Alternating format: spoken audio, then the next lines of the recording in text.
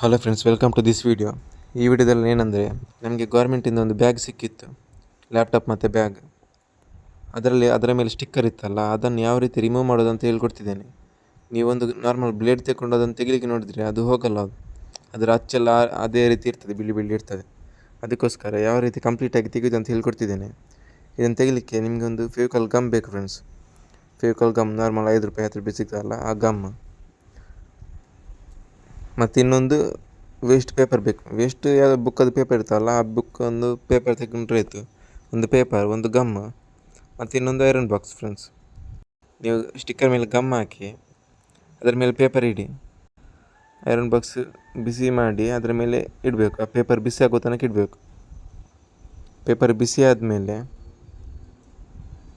ಅದನ್ನು ತೆಗಿಲಿಕ್ಕೆ ಟ್ರೈ ಮಾಡಿ. ಪೇಪರನ್ನು ನಿಧಾನಕ್ಕೆ ತೆಗಿಬೇಕು ಫ್ರೆಂಡ್ಸ್, ಇಲ್ಲದ್ರೆ ಬರೋಲ್ಲ, ಅದು ಪೇಪರ್ ಹರಿದೋಗ್ತದೆ. ನಿಧಾನಕ್ಕೆ ನಾನು ತೆಗಿಲಿಕ್ಕೆ ನೋಡ್ತಿದ್ದೇನೆ, ಅಲ್ಲಿ ಈ ರೀತಿ ತೆಗಿಬೇಕು. ಒಂದು ವೇಳೆ ಅಂಟಲಿಲ್ಲ ಆದರೆ ಪುನೊಮ್ಮೆ ಐರನ್ ಬಾಕ್ಸ್ ಬಿಸಿ ಮಾಡಿ ಪುನೊಮ್ಮೆ ಇಟ್ಟು ನಿಧಾನಕ್ಕೆ ತೆಗೀರಿ. ನಾನು ಮಾಡ್ತಿದ್ದೇನೆ ನೋಡಿ ಫ್ರೆಂಡ್ಸ್, ಇದೇ ರೀತಿ ಮಾಡಿದರೆ ಆಯಿತು.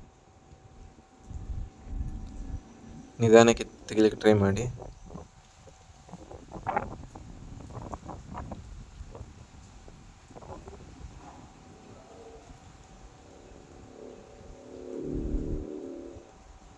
ಅದು ಗಮ್ಮಲ್ಲಿ ಅಂಟಿರ್ತಾವಲ್ಲ, ಅದು ಅಷ್ಟು ಸುಲಭಕ್ಕೆ ಬರೋಲ್ಲ, ಮತ್ತು ಎಳಿಲಿಕ್ಕೆ ಸಹ ಜಾಸ್ತಿ ಫೋರ್ಸ್ ಮಾಡಿ ಇಳಿದ್ರೆ ಪೇಪರ್ ಹರಿದೋಗ್ತದೆ. ಅದಕ್ಕೋಸ್ಕರ ನಿಧಾನಕ್ಕೆ ಇಳಿಬೇಕು.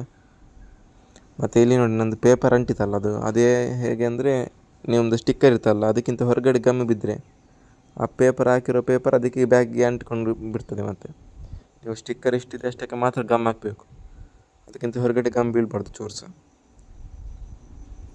ನಂದು ನೋಡಿ ಪೇಪರೆಲ್ಲ ಅಂಟಿತಲ್ಲ, ನಾನು ಇನ್ನೊಂದು ಸ್ಟಿಕ್ಕರ್ಗೆ ಅಂಟಿಸಿ ತೋರಿಸ್ತೇನೆ ನಿಮಗೆ. ಗಮ್ ಹಾಕಿ ತೆಗೆದು ತೋರಿಸ್ತೇನೆ.